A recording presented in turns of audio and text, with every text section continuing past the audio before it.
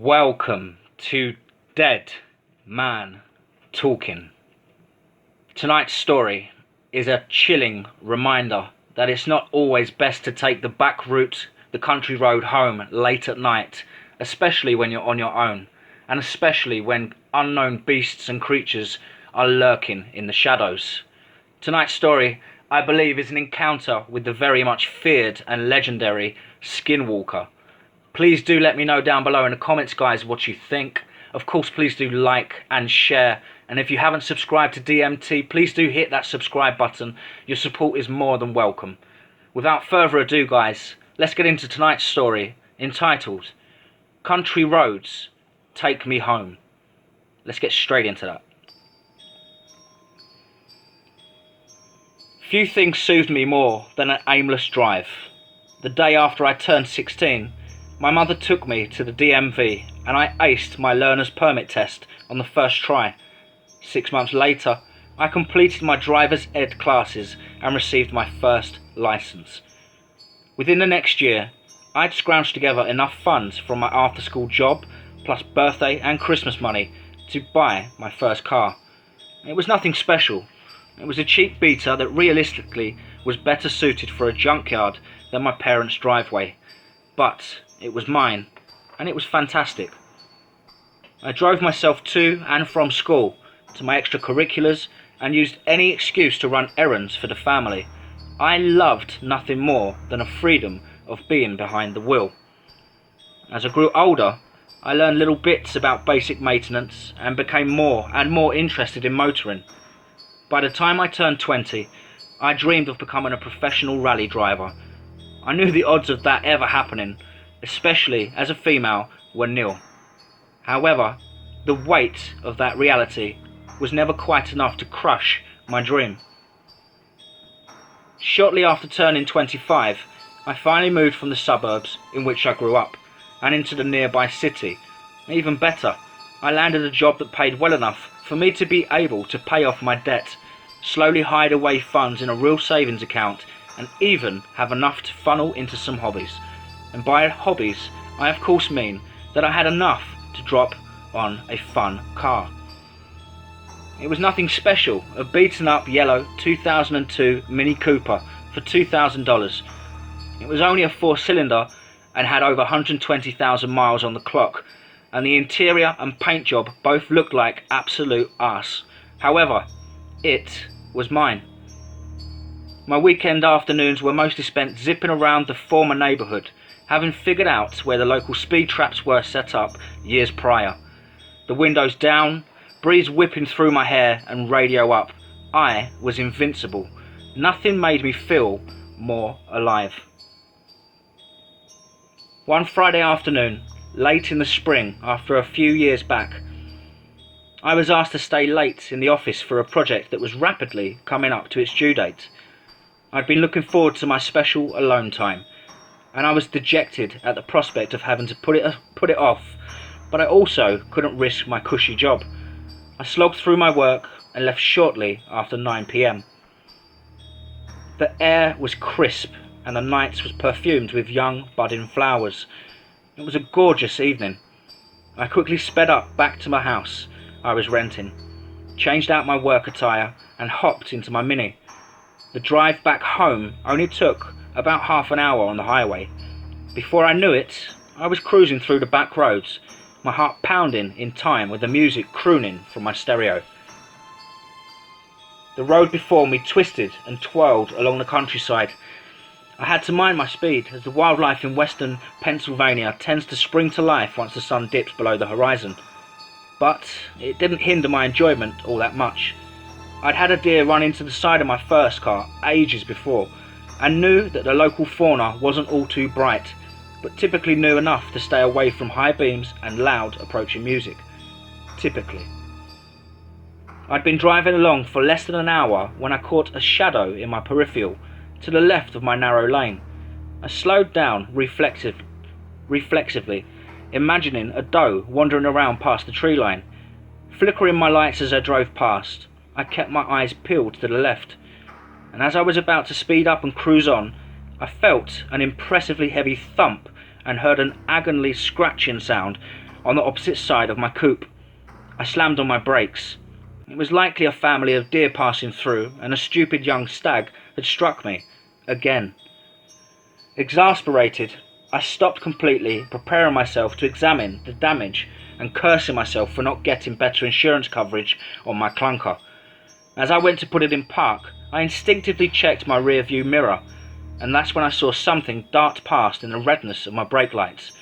My stomach sunk. My sights still set behind me, I heard another scrape go across my hood. Eyes front, I could make out what appeared to be claw marks going across the mottled paint. My blood turned to ice. Then I froze completely. The only thing breaking me from my stupor was the roar that erupted from the forest, seemingly all around me. My right foot slammed on the gas pedal, going straight down to the floor, and the RPM dial immediately zipping up into the red. I quickly regretted not only venturing out at night, but also bringing myself so deep into the woods. Whatever was out there, it certainly wasn't Savine. The small engine gave me all it had, as I wrapped around hairpin turns and nearly wiped out on an unexpected patch of gravel, but whatever had set its sights on me was just as determined to keep up. I'd rolled up my windows, but could still hear the monstrous rumbling piercing my ears and shaking my very core. On occasion, I swore I could see something keeping pace with me on all fours, much like a heart but far larger than anyone I'd ever seen. Another shriek erupted, and I cried out alongside it, screaming out of an amalgamation and frustration and fear. My adrenaline had blinded me, and I lost sight of where I was. I tried to quell my hyperventilating and focus on the pavement ahead, which I couldn't have been more fortunate to do at just that moment. Darting through the trees and staggering onto the street was a beast. I still don't know how to describe it. It hobbled on 4 legs, stopping with a purpose in the middle of my path. When it slowly began attempting to rise up on its hind legs, its skin, patched with mangy fur, seemed to just hang from its bones. It was to a deer what a wolf is to a Labrador.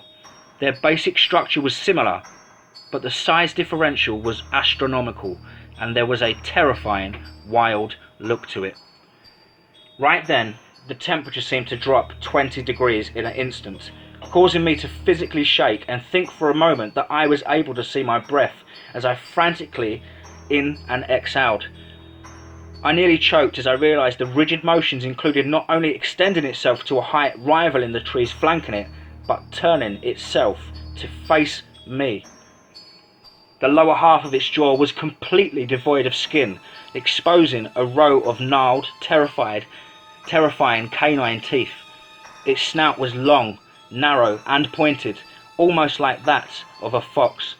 Its eyes were hollow and seemingly entirely black, sucking in the light being emitted from my poor compact car.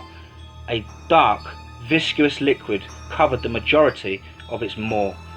In hindsight, I can't imagine what it could have been, other than blood. I'm just not sure if it had belonged to this horrible, deranged creature or to some unfortunate other.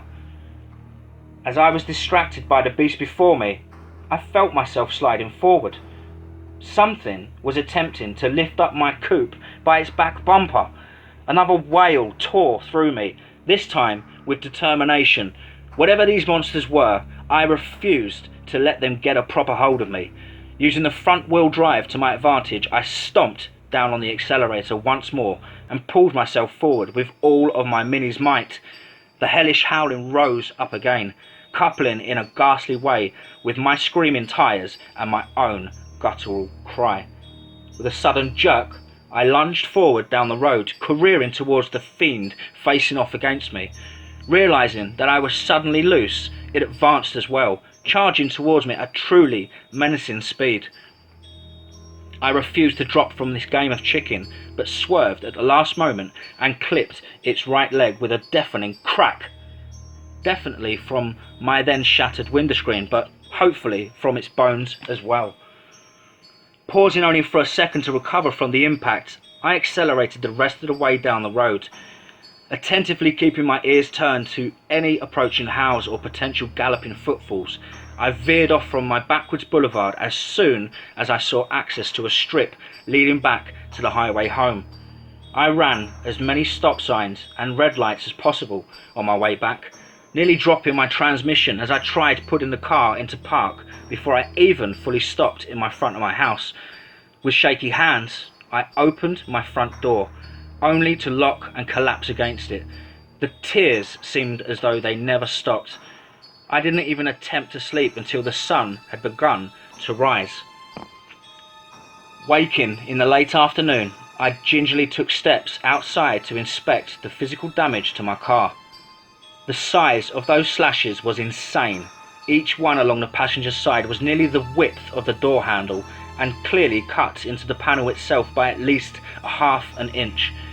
The same could be said for the hood, save for the depth, and the back bumper had nearly been ripped clean off. There was also a divot smashed in the front end, leading all the way from the top of the grille to the bottom of my windshield, which was definitely destroyed. Bits of rotting flesh were embedded into the glass and splatters of black liquid gruesomely smeared in all directions across the marigold bonnet. I called in favour at a scrapyard nearby, and they took the car with minimal questions. I didn't care to talk about what had happened then, and to this day I struggle to relay the events without twitching and heavy breaths. I have no clue as to what came after me that night, and still don't care to find out. My driving has been curbed to the daytime only, and I avoid anything but well-lit main roads when necessary. My sense of adventure has been replaced with that of caution and fear. There are clearly things out there that we will never understand, and sometimes it's best that we don't even try. Wow, hope you guys enjoyed that one. As I said, please do let me know down below in the comments. Please do like and share, guys. The support is really welcome. Thank you so much. Without further ado, guys, as ever, remember, be safe, not sorry.